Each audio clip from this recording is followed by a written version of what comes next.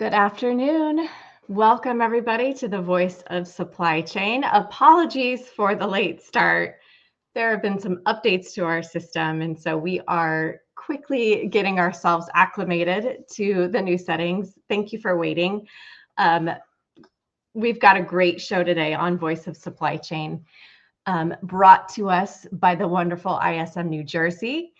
And if you don't know me yet, I am your host, Katherine McCleery, and we are here to tell incredible stories of people in supply chain and sourcing doing extraordinary things. And today I'm going to be joined by Daniela Osio. She is the co-founder and CEO of Kloopify, which, if you're not familiar, they are a procurement intelligence platform, and they are giving teams visibility into cost, risk, and sustainability, kind of a triple threat there. So Daniela has been recognized as a 30 under 30 and supply chain star by ISM and a Future Insights Network Innovation Award winner. She's an incredible speaker, great leader, and I am so happy to welcome her to the show. Oh, thank you. I'm excited to be here. I'm excited for this conversation. I've been able to watch some of the Voice of Supply Chains before, so I know I am. I'm in a well group. I'm with good people. Yes, you're in good company. I'd say like the first year of this of doing this show, not the first year of the show because Sarah did a few years before me, but my first year doing this has been incredible, top-notch guests, and you are certainly delivering on that as well. And I don't know, have you watched any previous episodes that I've done? Yeah, yeah.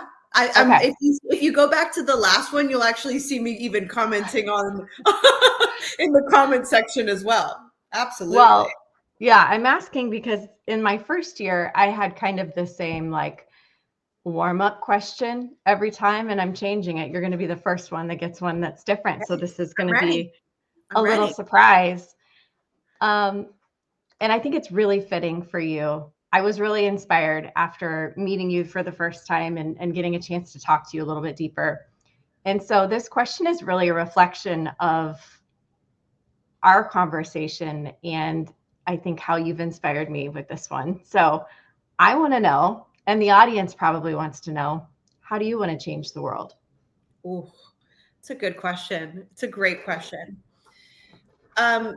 One, I want to start off by changing the world by impacting my community and the people around me. I think that's really important. It starts with little actions of kindness to the people that you are surrounded with, your team.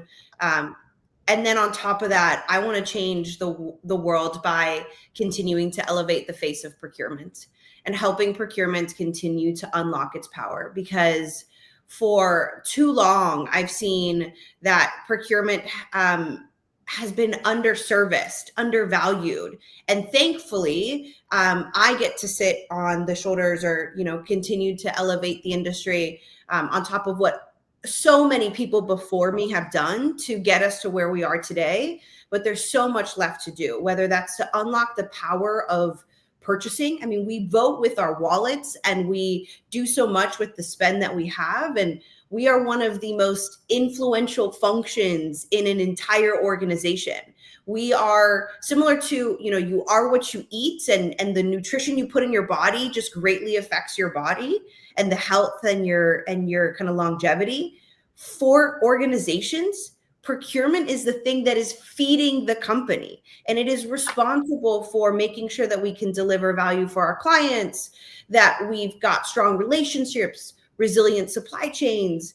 And so I want to change the world by continuing to elevate the name of procurement and the value that we bring, not only to the companies, but to our communities as well.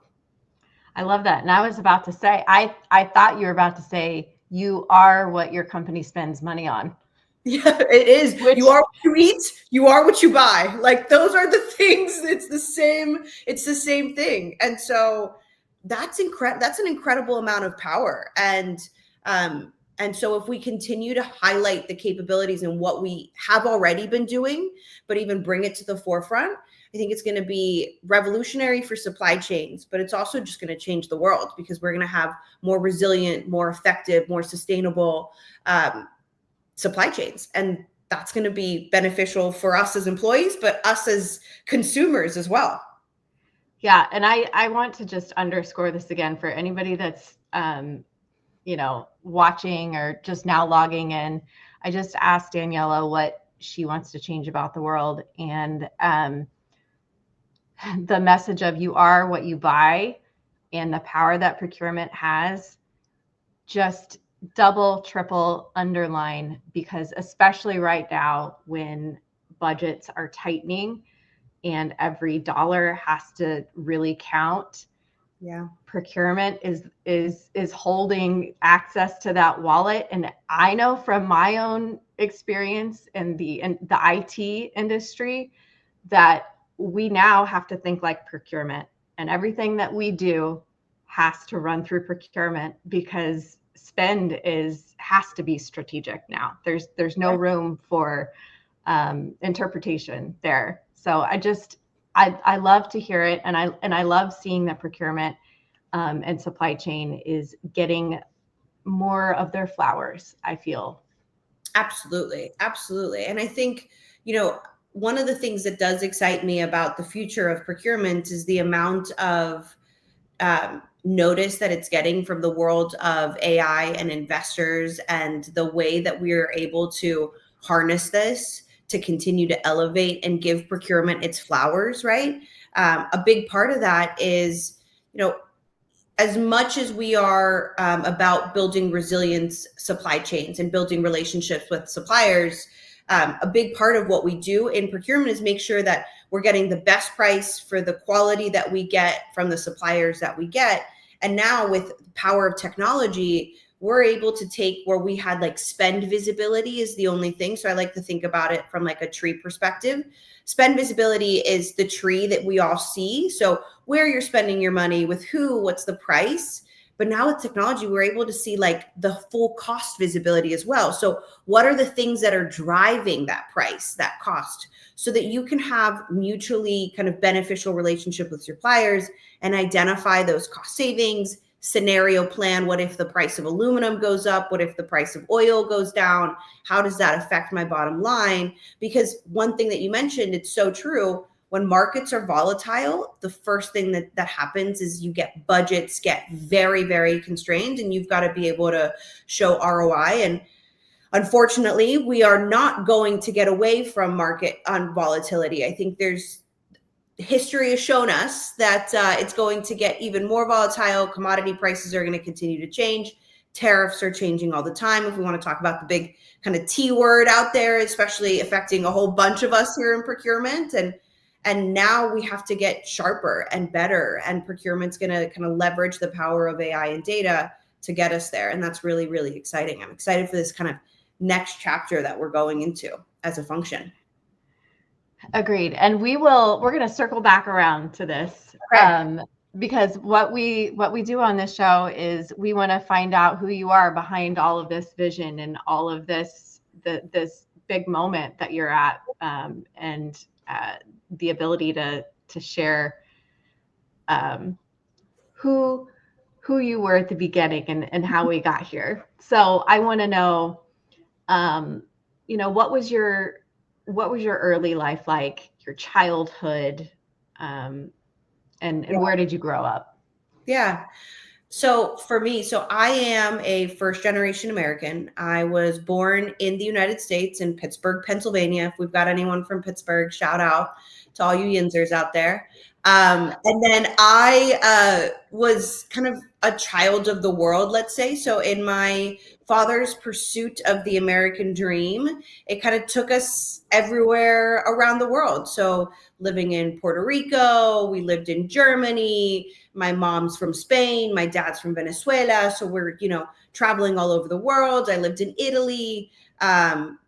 Also other parts of the United States, like Parkersburg, West Virginia, all the way to Philadelphia and Delaware. And so my early life was kind of being exposed to a lot of culture and a lot of areas around the world. And I think that shaped me significantly, not only because I now speak multiple languages, but I also got to experience a lot of different perspectives. And I got to see what it was like to struggle in many areas where there was a lot of poverty, and people didn't have access to basic human needs like food and water and shelter, all the way to being in some of the most kind of incredible areas of the world where there was a lot of privilege and a lot of opportunities, and being able to see kind of all kinds of the world for all that it is. And that shaped me as a child to want to do something to solve real problems, to be part of the positivity and the next phase. So, and I, part of that was also having kind of like the immigrant, grew up a lot with those immigrant kind of battles that many of us did, which is I never really kind of fit in anywhere, right? So in the US, I was not American enough. In Spain, I was too American and not Spanish. And in Venezuela, I was too American and not Venezuelan. So, you know, I had to build community and build kind of community with the people, with my family and with the people around me, which was, I think, very impactful in my childhood. I want you to talk a little bit more about your family, because I know that what also shaped you is how different your parents were. Yes. Your mom and your dad being two completely different types of people, but then together have created this incredible hybrid. Tell the audience about your mom and dad. Yeah. Well, listen, my dinner table conversations were probably very different than a lot of people's dinner table conversations. My mom is a very kind of Catholic, religious, traditional woman. She's a teacher. I love her so much. She is the reason I wear my heart on my sleeve. And my dad is a very intellectual, you know, agnostic, believes heavily in science and data and facts, and that's how he likes to operate. And so you can imagine we had some very interesting debates and conversations around the dinner table, not only from religion, but we talked about politics, we talked about the technology, data. And, you know, my mom was a teacher and my dad was always in intrapreneurship and entrepreneurship, but his status was tied to his work. So he could never kind of really go out and become an entrepreneur because it was too much of a risk for the family. So I had a dad that was always whispering in my ear, like, you're going to change the world. Like, you have to do big things. Like, it's going to be so exciting. Like, don't let them call you the B word, because you're just going to be the boss, you know, and all of these other things. And so we had very kind of open conversations about, and a lot of discussions about things that probably for many would be considered hard topics or taboo topics.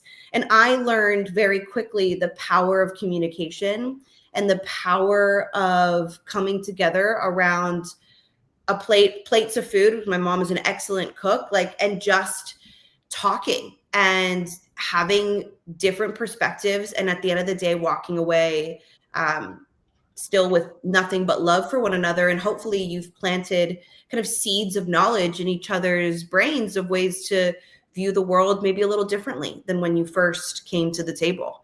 And I think that's really powerful. That sometimes I still think I should put like a camera up at our dinner tables and just record that to see it with the world. So at that dinner table, what were some of your favorite dishes that your mom made? Ooh, I am a big, and this is just me, but I'm a big black bean fan. My mom makes Venezuelan black beans and rice and feta, and you put it together and it just, it's so good. There's also a lentil soup that she makes that I've been like begging her to give me the recipe. My mom was the type of woman that like everything was fresh. Like if you were going to make any type of food, it was going to be, you were going to grab the raw ingredients, you were going to cook it up, and you were going to put it on the plate. And so I was very privileged that I had like paella and arepas and all of this at my dinner table. Still to this day, you'll find me many times calling up my mom. Hey, so do you have leftovers? Like, can I swing by and grab those from you? You're lucky to live close enough to be able to swing by and get that. Yeah. Oh, absolutely. And sometimes when she knows I'm having a long day, she'll be like, hey, just drop some food off at the front door. I am very, very, very blessed. Wow.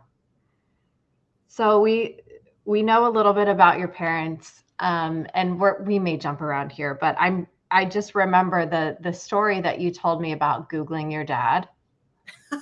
Yes. I would like let's share with everyone else. I love that story. Yeah.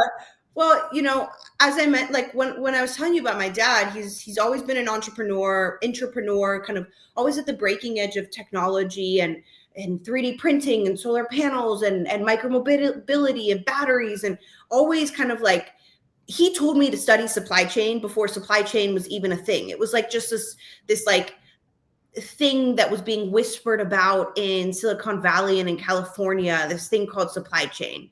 And he was like, listen, Daniela, I think that this is going to be the future, that there's going to be so many opportunities. And he's telling me these things. And so part of the reason that I fell in love with procurement is because I studied supply chain, and procurement was one of the classes that I took in college. And I was like, I want to do this. Like, this is what I want to do with my career.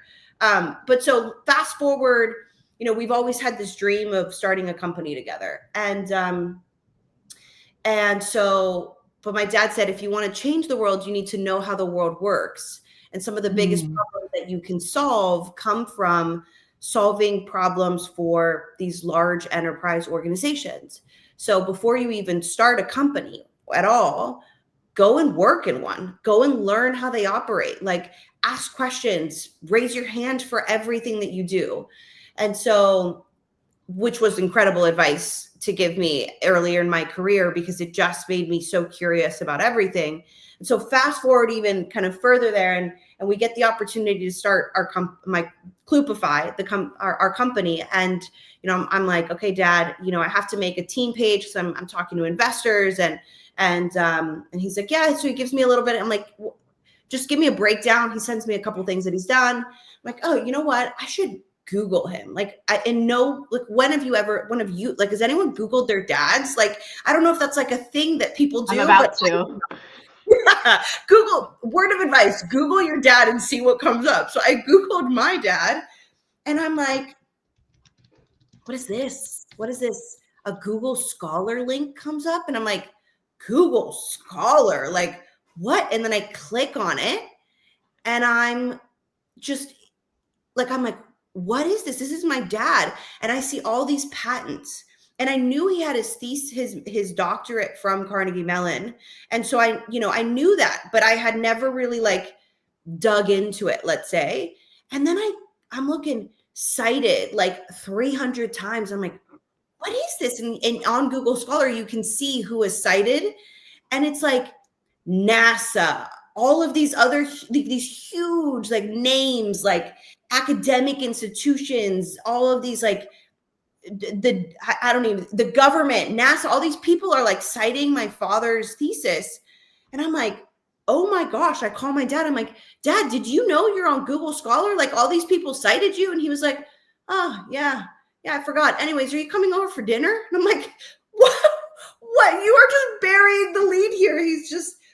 He just does it for his love of like knowledge. And that to him is the thing that keeps him going. And he doesn't do it for any recognition or anything. And then I learned that his thesis is one of the most cited theses out of Carnegie Mellon's like engineering school for what we now call like machine learning and AI. And I didn't know that. Like, who would have, I had no idea until, so word of advice, Google your dad. It's going to be for you. You might find some really fun information. Yeah. On my list, my to-do list today. So like, you come from such an incredible background, and I love that your dad has been, whispering in your ear as you were growing up and encouraging you to find a problem and solve it. And that's what you did. that's what you're doing, and we'll get there. But there's kind of this transition period. You had a really strong career at DuPont. Yeah. So walk us through what made you step away from that. Yeah.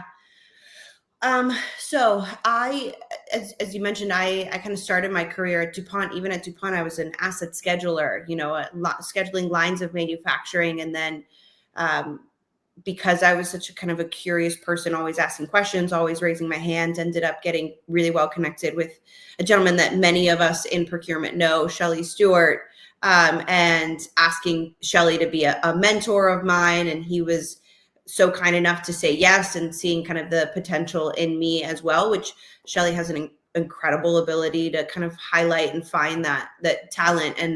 And he said, hey, there's some opportunities in procurement. Do you want to come? And I said, absolutely. And so he plugged me into the procurement organization. And then I was lucky enough to work under an incredible leader like Miguel Gonzalez, who at the time reported into Shelley at DuPont. And Miguel I was like, Miguel, I will, whatever you need, any help that you need. And so we started working together. And then I was there when Dow and DuPont merged into one and split into 3 independently traded companies, which was incredible to be part of as a practitioner, and to be able to see kind of your competitors' black book. I mean, and you could see how they negotiated and terms and all this fun stuff.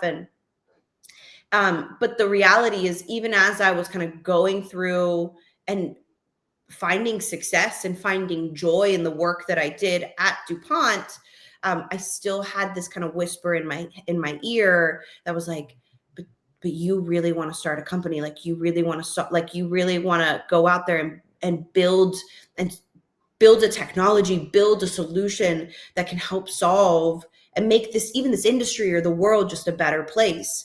And so then the pandemic happened, and it did to me what I think it did to many of us, which it forced me to take inventory of my life, because I could not do anything other than just kind of like work and be at home, like what we all had to do. And so I had to sit there, and I spent a lot of time, and I said, all right, well, if the world is forcing me to sit down and to take a beat and say, is this what you want to be doing? Then maybe I should listen. And what it came down to, and this may sound a little bit morbid to some listening, but I thought about kind of deathbed version of me.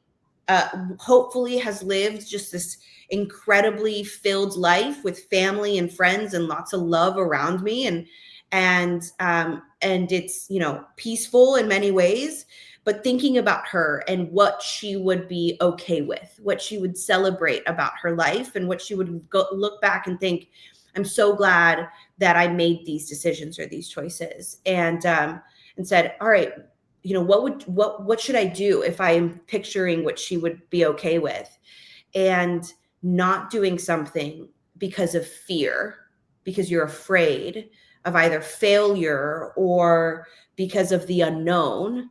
I don't think she would have been okay with that. In my deathbed version, I think she would have said, what? You did? Like, she would have a little bit of spice and a little bit of like fire to her, and would have said, no, you cannot let fear guide you. You cannot let failure be the thing that stops you from trying.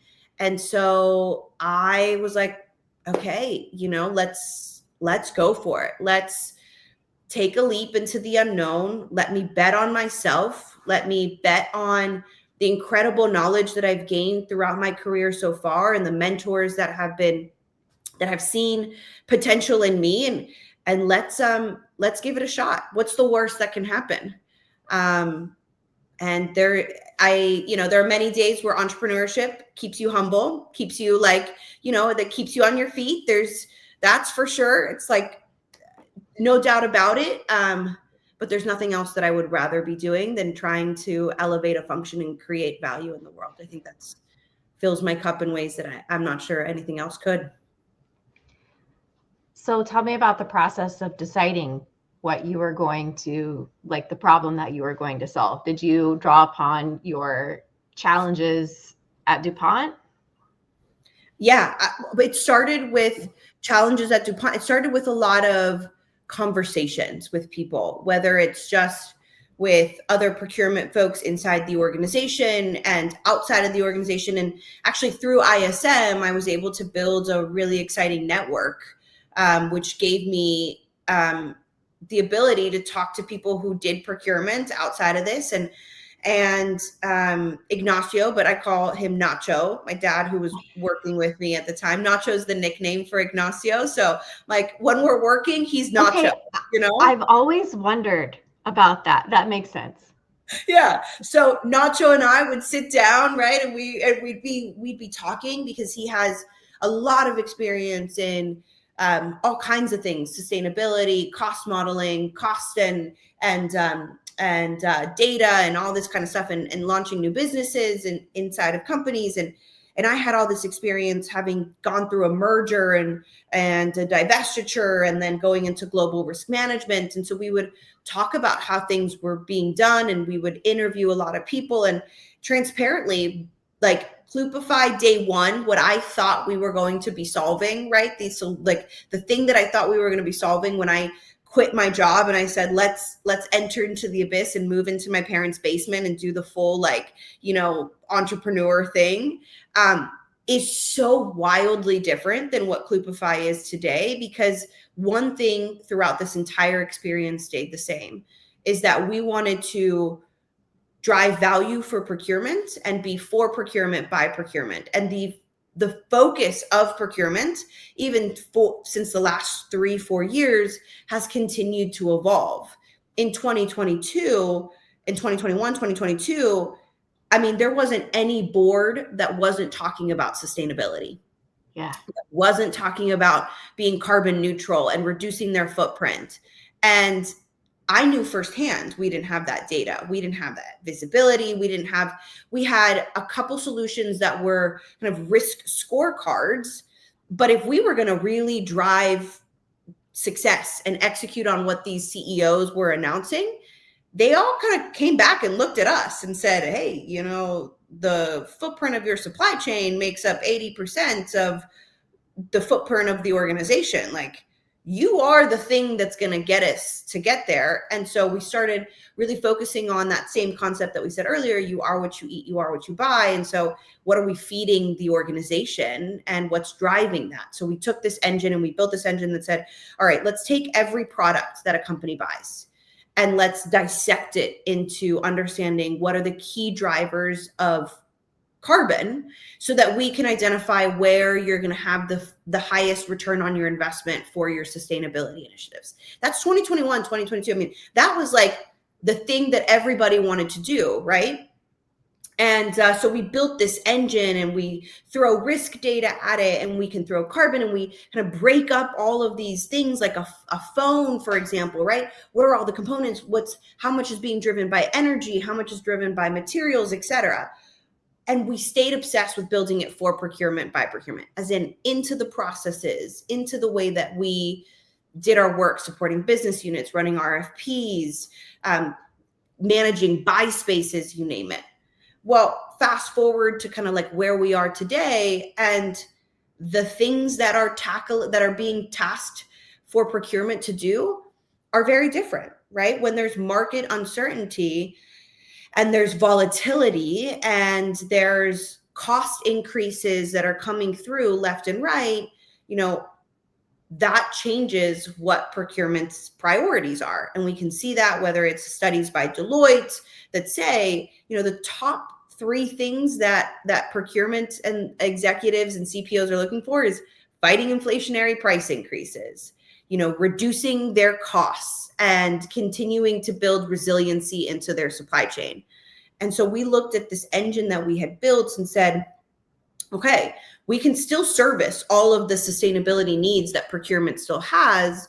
But if we're looking at what's going to drive the most amount of value for a procurement professional, it's going to be understanding why they pay the price that they pay, and if there's any opportunities to drive cost savings by bill of material, by supplier, by, make it as specific as possible, because we don't buy companies, we buy goods and services. And so it needs to be, again, tied back to procurement. And so we've evolved throughout time to focus on always driving value for procurement. So I think that's like the thread between it all, let's say. Yeah, and because the corporate initiatives or the corporate strategies are always going to shift, having a model that can expand to all of the use cases, the sustainability and cost savings, whatever it happens to be, whatever is important for procurement to deliver to the business. Yeah. It sounds like you're figuring out a way to deliver the knowledge that they need to do that. Yeah.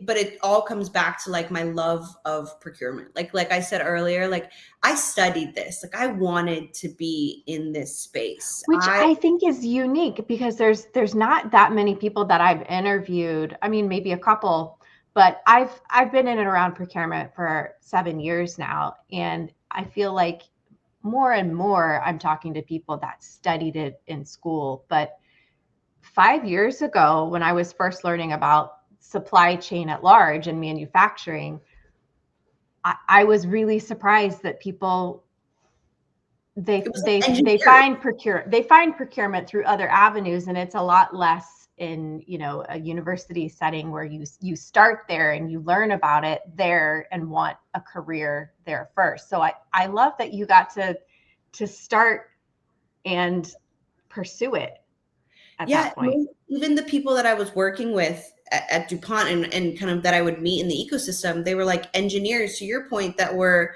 just happened to get to procurement, and then they fell in love with the space, right? Or then they were like, oh, I really like this job. But I studied supply chain management and information systems management in college. And it was one of the first years that they were offering like supply chain as a like degree that you could even study it and get a degree in.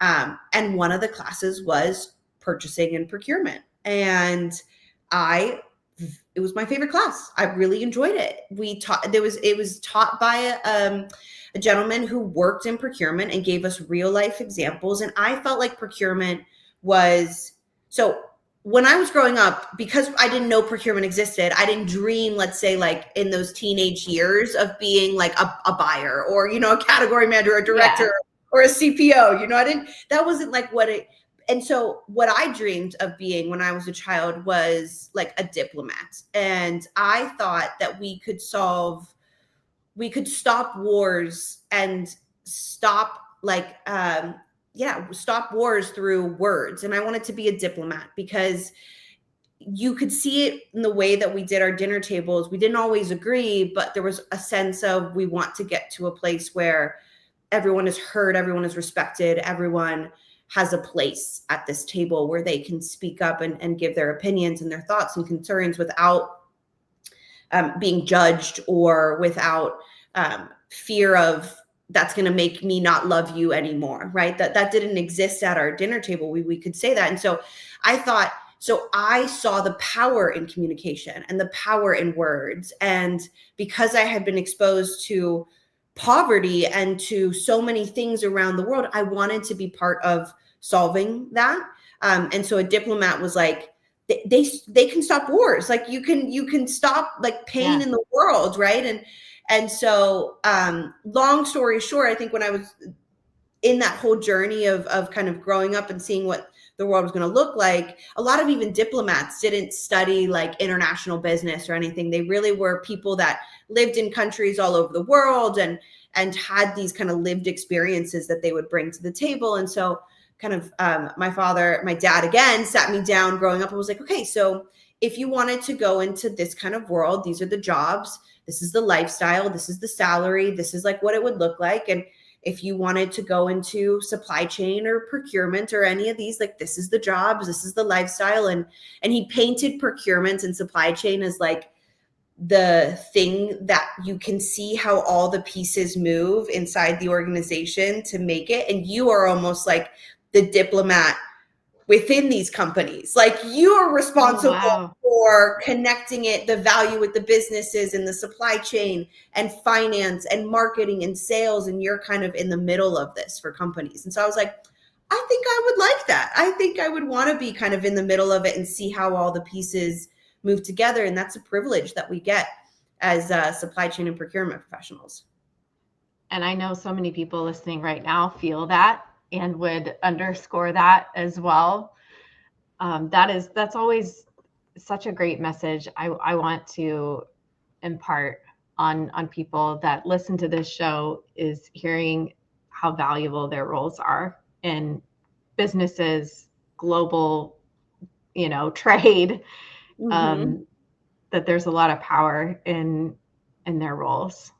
And they're important. They're really important jobs. And I hope that people know that and feel ownership in that as well, and can sit in that, because that's should fill your cup.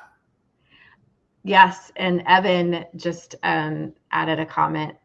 He says, Evan Curran, thank you for the comment, by the way. He says, I always call my role the glue.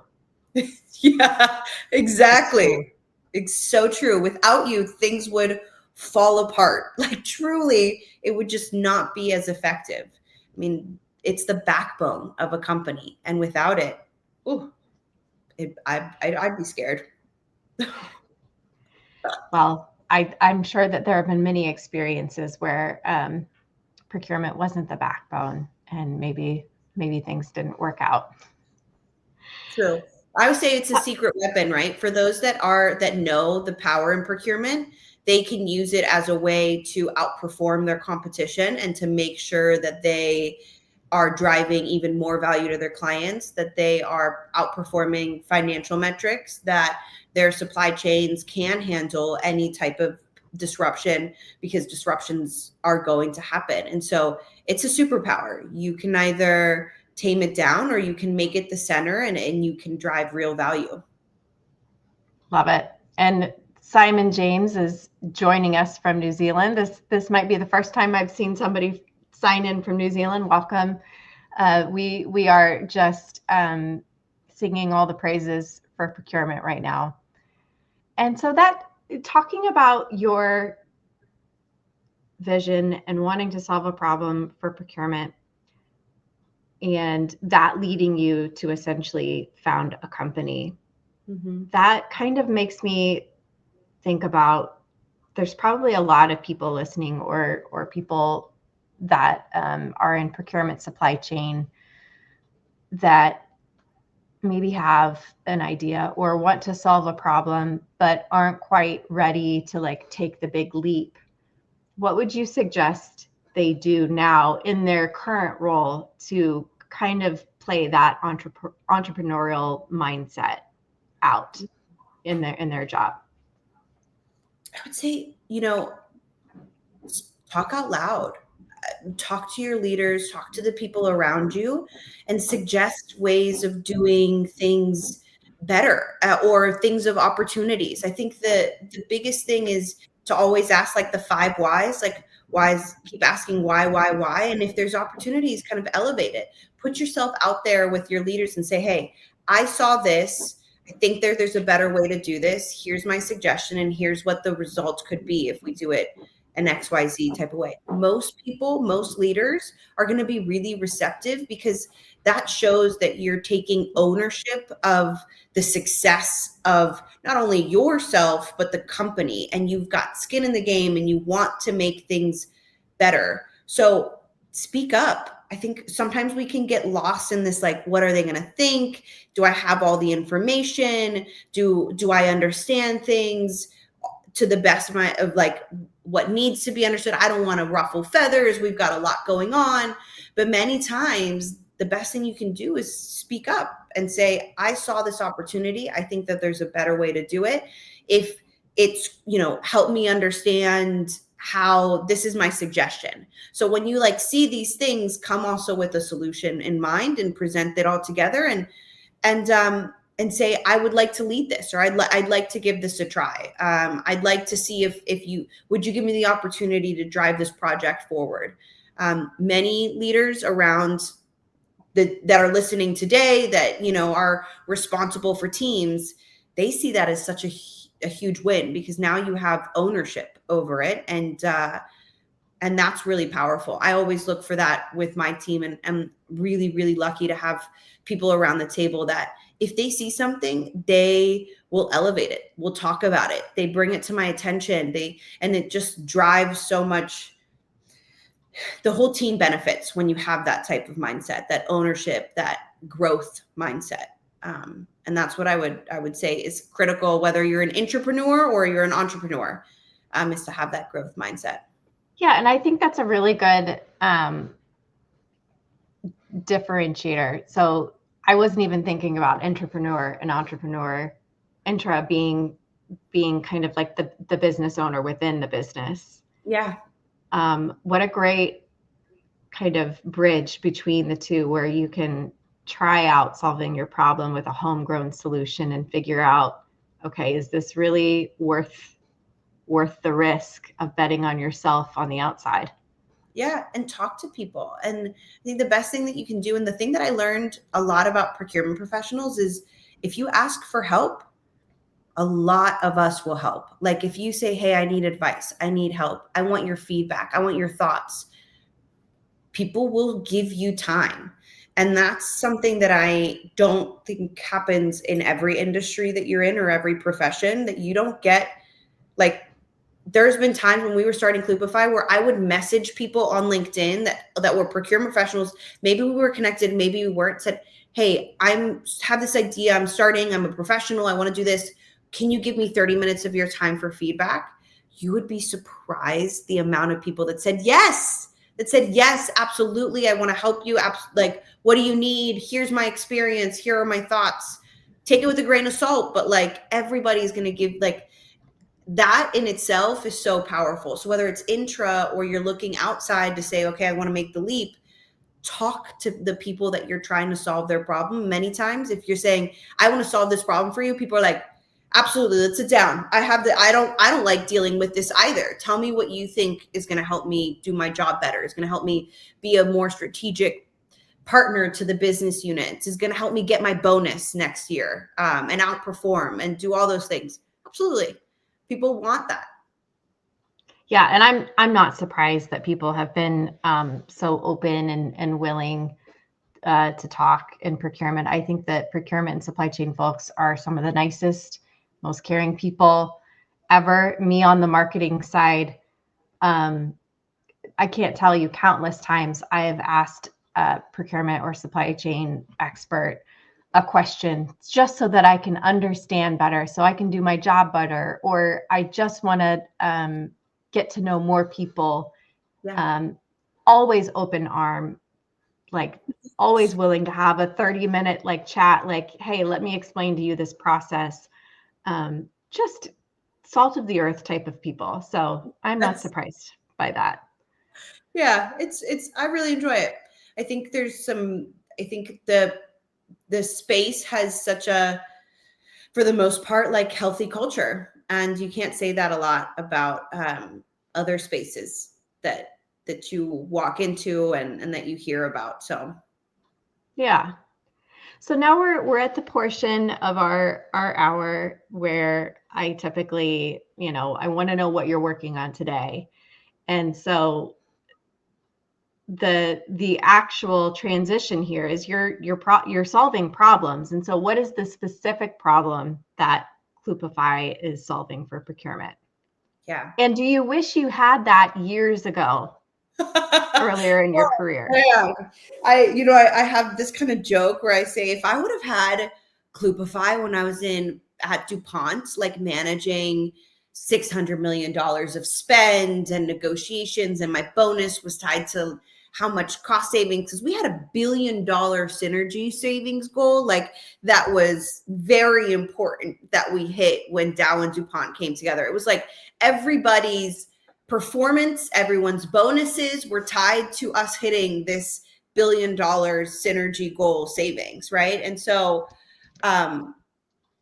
it was, we did it with like Googles and spreadsheets, and trying to find ways that we could combine spend and then go to the suppliers and say like, we deserve 5% savings. And like, they would be like, okay, how'd you get 5%? And you'd be like, we deserve 5% savings. Like, there wasn't like, it was hard to get the data that you needed. We feel that we deserve this. Exactly. It's a feeling. It's a feeling. It's a je ne sais quoi in the air, that tells me it should be between here, and there were times where suppliers would call you and they would ask for an increase, and they'd be like, hey, the cost of labor has gone up three times what it was before.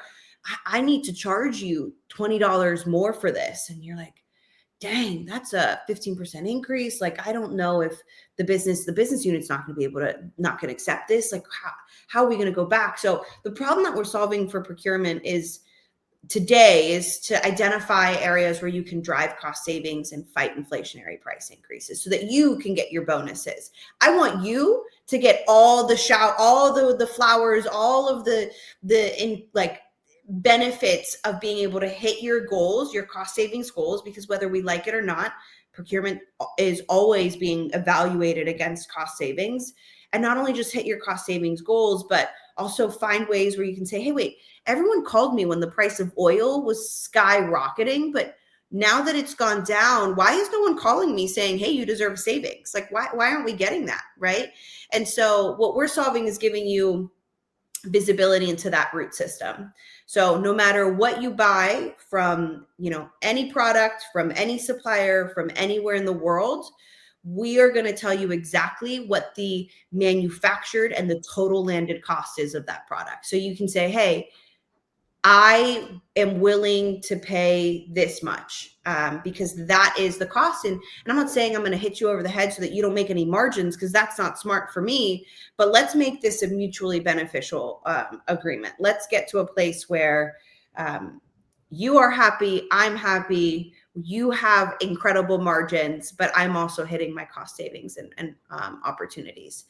And so if I would have had this as a buyer, I'd have been like, okay, so yes, labor rates did go up, but labor only makes up 3% of the cost of your product. So that means you get a 30-cent increase, not a $20 increase. That's or right.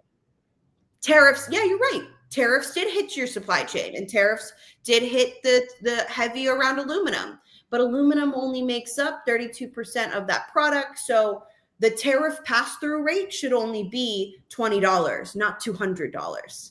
And so, and that, like, mic drop, like, now we can have a conversation that is based off facts and we can talk about it. And then you can say, well, actually, our product, or we buy this or we buy that, great. We'll bring that in and we'll put it into the model. But at least you have an incredibly strong kind of foundation and an anchor point to throw down with suppliers to say, these are your financials and we've incorporated it into the cost model. This is the bill of materials. These are the costs of all the commodities. Here's how much you pay for SG&A and for labor. This industry has a 20% profit margins, and you already are charging me 50% profit margins. So you're getting a better than ever deal. How can we make sure that we get this to a place where I can hit my goals and you can hit your goals, and we can have a more honest and transparent conversation? That sounds like a lot of fun. I think that you need to codify that as a supplier throwdown. Have like a run sheet where they give you your price increase estimate. You run it through Kloopify and you come back with your throwdown numbers. You're like, hey, actually, I should get a cost decrease because look at all this over here. Like, and then next thing you know, you go from they're trying to get 5% increase to you were able to deliver 10% reduction, 20% reductions in price. And now you look like a superhero to your boss. And I enjoyed when I exceeded, savings goals, because then your boss gives you your flowers, your bonus gets, you get your bonus targets, and who doesn't like that? Yeah. So brand this, the Kloopify Throwdown Report. Yeah. The daily Daily throwdown. The daily throwdown report, which is funny that you say that, because now that we have this like engine built, what we're kind of next steps vision, and this is coming even, when I say next steps vision, it's coming before the end of the year, is to put agents on top of this so that every week you will actually get a report, or, you know, when things are changing, hey, these are your opportunities that didn't exist last week because of these things that changed, this tariff impact. Talk to these business units because this is going to be the headwind on the bottom line that you should expect. The price of this commodity doubled. You might want to, you should expect a phone call from these 7 suppliers. And so you almost have like an agentic workforce, like watching your back so that you're always prepared for anything that comes your way. And that's going to be really fun. Oh my gosh, that's when you really sit in your power as a procurement pro. Right? I'm so excited for that day. I'm so excited to take these stories and to have people sit in their power, because procurement deserves it. Yeah. Okay, this has been bothering me, and I can't believe I haven't asked you this yet in our conversations. How did you come up with the name Kloopify? Yeah. Well, you know, when you're first starting when I was first starting it, I was like, you know, I was obsessed with the problem, obsessed with procurement, driving value. And I was like, what do we call this? Like, what do we call this company that we're building? And our goal was to close the loop, whether that be close the loop on information, close the loop from a sustainability perspective, close the loop so that you as a buyer you get everything. There's no more empty spaces, whether that's cost visibility or sustainability or whatever it is. So at Kloopify, we're here to close the loop for you. We're here to Kloopify procurement. Oh my gosh, that's genius. I was like really racking my brain. I'm like, what? I don't think this is a play on any terminology I know about. Yeah, and then we were like, well, why put a C when we could put a K? So we put a K, like, you know, like just the most random things that happen. I think it looks better with a K. Yeah, that's what I thought too. I was like, C just like visually feels better for me. So I mean, a K feels better than a C. Yeah. So I said, all right, we're going to go with a K. Oh my goodness. Okay, so we're talking about what you're excited about coming very soon with Kloopify, but what are you excited about outside of Kloopify, maybe at an industry level, you know, global commerce level in the next 5 years? What do you think is going to separate these, you know, resilient organizations, the ones that make procurement the competitive, you know, edge of the business? Yeah. You know, it's hard for me to predict what's going to happen in the next 5 to 10 years because of how crazy things have been in the last year to 2 years. I mean, I remember being at the ISM conference, not this year, but the year before, and we were talking about AI and how it's going to affect procurement and supply chain. And we were talking about RAG, like a retrieval augmented generation. It was like a way for us to look at documents, pull information out of documents, and then be able to interact. So a lot of like that contract management was going to be hugely disrupted. And we were thinking, okay, well, we had no idea that 1 year later at that same ISM conference, we were going to talking about agents.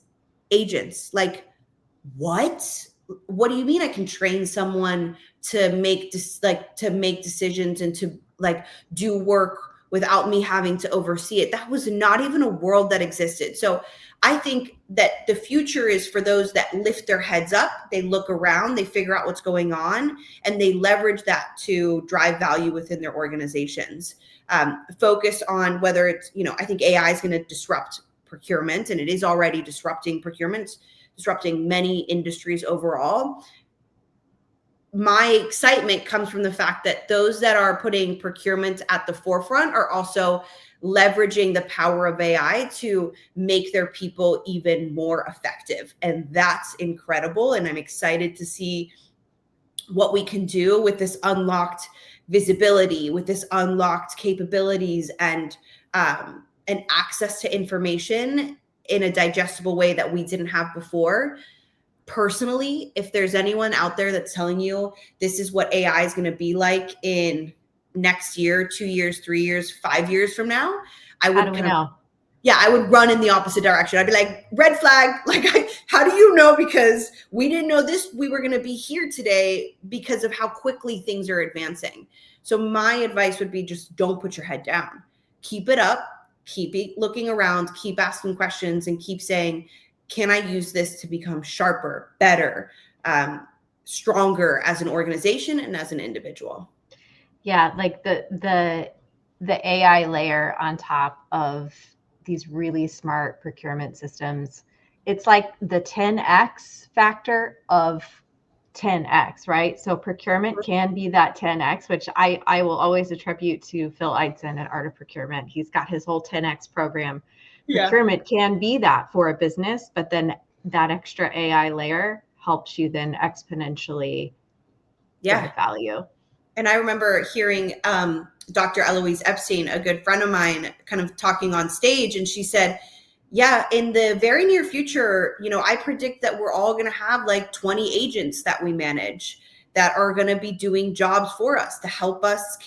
And I agree with her. I don't see that as a very distant thing. We're going to have agents battling agents, and then it's going to be about who trained their agent better and who has the, Kloopify intelligence under it so that when it's fighting another agent, it knows how to outperform the other. I mean, it's going to be really fun, but keep your head up and keep listening to people around you so that you can challenge the way that you think. Yeah. Shout out Dr. Eloise. Big fan. Love her. Big old fan. Me too. Love her. And if anybody can claim what they, can not claim or predict a few things in the future, I feel like she's got a good handle on that as a digital futurist. Exactly. And even she will tell you like, well, I can predict what I can in the immediate future, but who knows what could happen with how quickly things are moving. Well, I want to close out with one last thought. If you could mentor a young Daniela today, just starting out in this year, what would you tell her?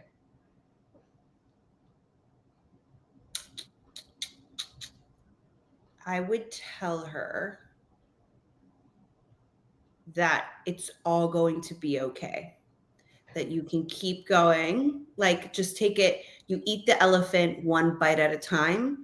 You're going to tackle the day 3 tasks at a time, to keep going and to keep betting and keep being curious, because it's all going to be okay. Keep betting and keep being curious. I love it. Mm-hmm. Love it. Well, thank you so much for joining me. And thank you everybody for logging in and listening. I see so many people. There's someone from Turkey, lots of people from New Jersey, New York. I'd love to see, and of course, Brian from Chicago. Failed to mention and say hello at the beginning. I love to see everybody tuning in from all corners of this planet and getting to hear your story and hearing your vision. All of this is a reminder that bold changes start with courage, and challenging the fear and just reimagining, what's possible through the lens of procurement. So yeah, thank you again. And for anybody that wants to catch up on past episodes, be sure to check us out on YouTube. Go to the ISM New Jersey page. Make sure you subscribe.